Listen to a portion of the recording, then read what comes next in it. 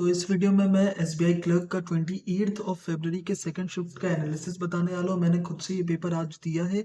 मेरे overall attempts मैं अभी बता देता हूँ। 80 अटेम्प्ट्स करे हैं मैंने। पेपर थोड़ा सा मॉडरेट था, मुझे सिर्फ क्वांट मॉडरेट रखा, बाकी जो इजी पार्ट था वो आपका इंग्लिश और रीजनिंग दोनों ही इजी थे।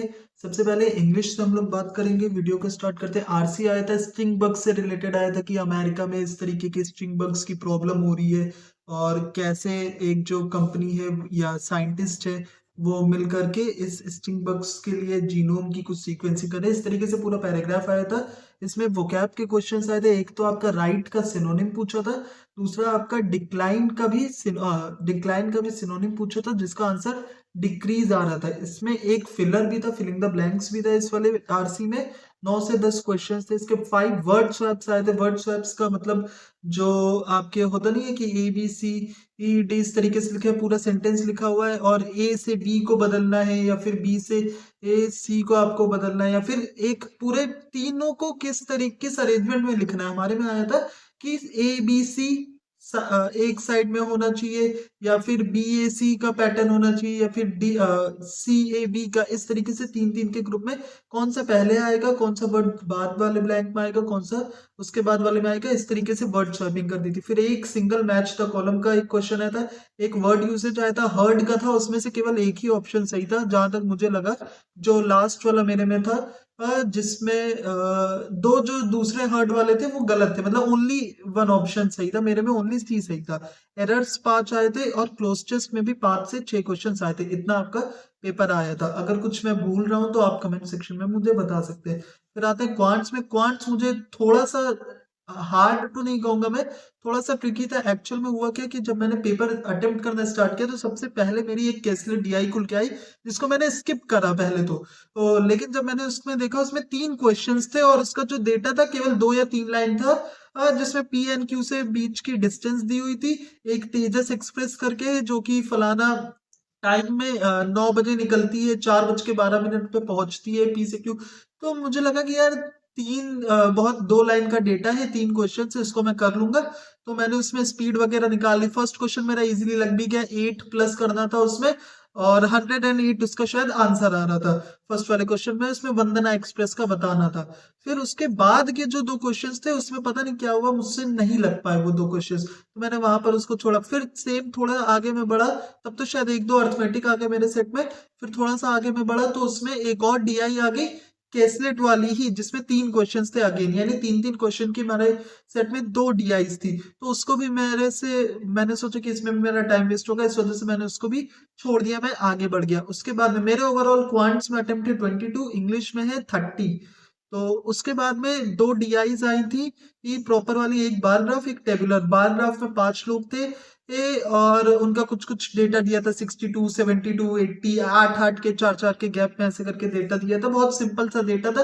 पांचों क्वेश्चन बहुत इजी भी थे।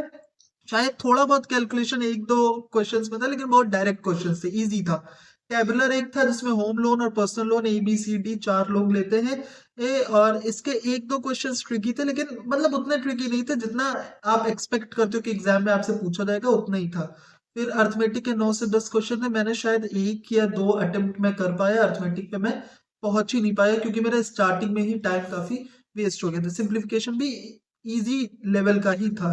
अब बात करें कि रीजनिंग, रीजनिंग भी इजी आई थी। मैंने 28 अटेम्प्ट्स करे थे। मेरे अटेम्प्ट्स उतने अच्छे नहीं है लेकिन बहुत सारे बच्चों ने 30 प्लस भी करे हैं। चाइनीज कोडिंग के 5 क्वेश्चन आए थे, मैंने उसमें से 4 ही करे। एक जो थोड़ा लंबा वाला था उसको टाइम कम होने की वजह से मैंने स्किप किया। फ्लैट एंड फ्लोर 8% थे आपका। पी एन क्यू 2 तरीके के फ्लैट्स थे, बहुत इजीली बन गए थे। पांचों क्वेश्चन बहुत ही इजी थे, ये बेसिक सी चीज थी। फिर आपका मंडे से संडे तक का एक अरेंजमेंट था। 5 क्वेश्चंस थे उसके भी। फिर 3-3 लेटर्स वाली सीरीज आई थी। इसमें एक क्वेश्चन थोड़ा सा मुझे ट्रिकी लगा जिसमें पूछा था कि सेकेंड लोएस्ट आपको निकालना था। अगर हम लोग थर्ड और सेकेंड लेटर्स को अल्फाबेटिकली देखते हैं, हर्ट किड लॉ इस तरीके से लिखे थे वर्ड्स, तो उसमें मुझे एक कंफ्यूजन है कि अगर यू से टी पूछ रहा है तो अगर फॉरवर्ड बैकवर्ड तो दिया नहीं था, तो अगर मैं यू से टी जाना चाहता हूं तो 27 लेटर्स हो जाएंगे। लेकिन अगर मैं टी से यू जाता हूं तो केवल एक ही लेटर, एक भी लेटर नहीं होगा उनके बीच में, तो वो लोवेस्ट हो जाएगा अल्फाबेटिकल सीरीज में। तो वहां पर पहले मैंने लॉ लगाया था, फिर मैंने उसको छोड़ दिया। वो क्वेश्चन वहां पर मेरा छूट गया क्योंकि मैं श्योर नहीं था उसके। फिर ब्लड रिलेशन 3 क्वेश्चन थे। मेरा पेपर थोड़ा छूटने लगा था, इस वजह से मैंने ब्लड रिलेशन को देखा भी नहीं, सॉल्व भी नहीं कर रहा। डायरेक्शन 3 क्वेश्चन थे, इजी था, मैंने कर लिया था। फिर आपका 5-5 करके 2 पैरेलल रोज थी, 10 पीपल थे। 5 क्वेश्चन वेरी इजी, बहुत जल्दी 2 मिनट में शायद हो गया था। एक मीनिंगफुल वर्ड का था, डीओपीएम करके आ रहा था या फिर डीएपीएम, बहुत सारे बच्चे बोल रहे।